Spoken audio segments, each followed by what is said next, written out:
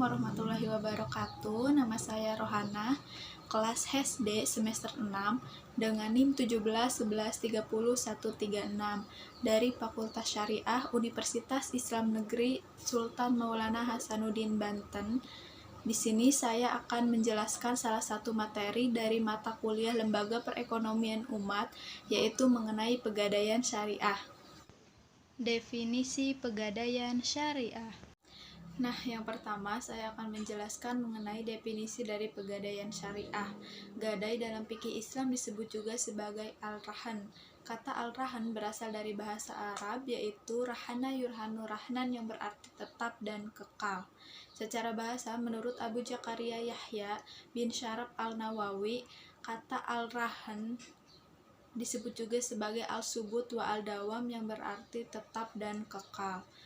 Nah, sedangkan dalam bahasa hukum perundang-undangan, gadai disebut juga sebagai jaminan, agunan, rungguhan, cagar, dan tanggungan.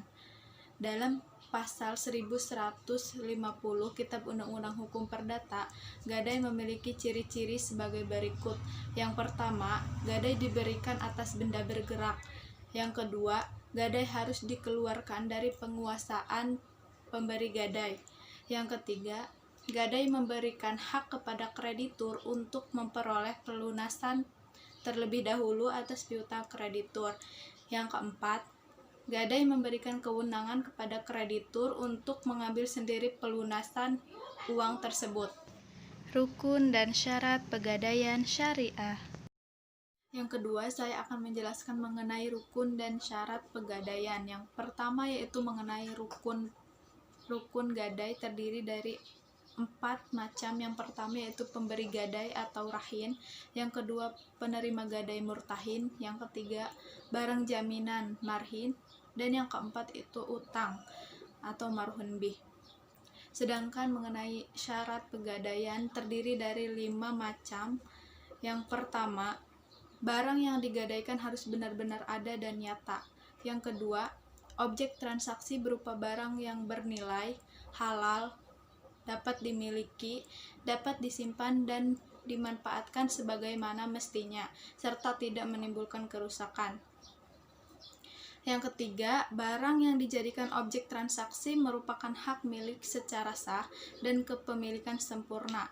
Yang keempat, objek harus diserahkan saat transaksi.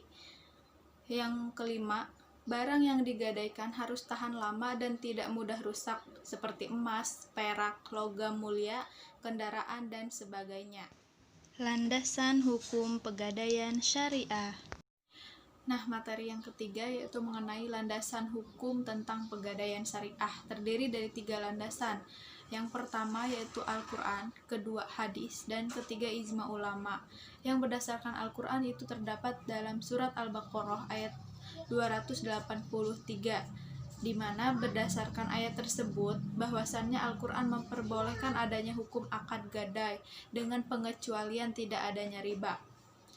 Yang kedua yaitu berdasarkan hadis riwayat Aisyah radhiyallahu anhu, yang artinya Rasulullah SAW pernah membeli makanan dari seorang Yahudi dengan cara menangguhkan pembayarannya, lalu beliau menyerahkan baju besi sebagai jaminan. Itu berdasarkan hadis. Dan yang ketiga yaitu berdasarkan ijma ulama. Berkaitan dengan pembolehan perjanjian gadai ini, jumhur ulama juga berpendapat boleh, dan mereka tidak pernah berselisih pendapat mengenai hal ini. Jumhur ulama berpendapat bahwa disyariatkannya pada waktu tidak bepergian maupun pada waktu bepergian, berdasarkan kepada perbuatan Rasulullah dalam hadis di atas. Tujuan dan manfaat pegadaian syariah. Nah, materi yang keempat yaitu mengenai tujuan dan manfaat dari pegadaian syariah.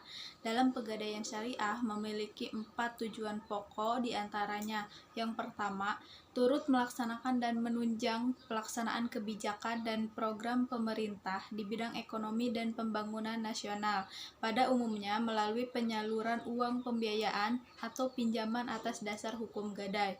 Yang kedua, pencegahan praktik ijon pegadaian gelap, dan pinjaman tidak wajar lainnya. Yang ketiga, pemanfaatan gadai bebas bunga pada gadai syariah memiliki efek jaring pengaman sosial karena masyarakat yang butuh dana mendesak tidak lagi dijerat pinjaman atau pembiayaan berbasis bunga.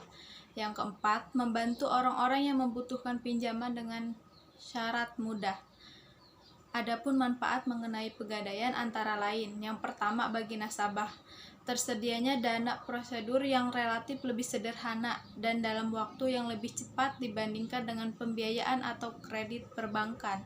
Di samping itu, nasabah juga mendapat manfaat penafsiran nilai suatu barang bergerak secara profesional, mendapatkan fasilitas penitipan barang bergerak yang aman dan dapat dipercaya. Yang kedua yaitu bagi perusahaan pegadaian. Yang pertama, penghasilan yang bersumber dari sewa modal yang dibayarkan oleh peminjam dana atau gadai konvensional, sedangkan bagi gadai syariah penghasilan bersumber dari sewa tempat penyimpanan barang gadai. Yang kedua, penghasilan yang bersumber dari ongkos yang dibayarkan oleh nasabah memperoleh jasa tertentu. Bagi bank syariah yang mengeluarkan produk gadai syariah dapat mendapatkan keuntungan dari pembebanan biaya administrasi dan biaya sewa tempat penyimpanan emas. Yang ketiga, pelaksanaan misi PT Pegadaian sebagai BUMN yang bergerak di bidang pembiayaan berupa pemberian bantuan kepada masyarakat yang memerlukan dana dengan prosedur yang relatif sederhana. Terima kasih buat yang udah menyaksikan video dari saya. Semoga bermanfaat. Kurang dan lebihnya mohon maaf. Wassalamualaikum warahmatullahi wabarakatuh.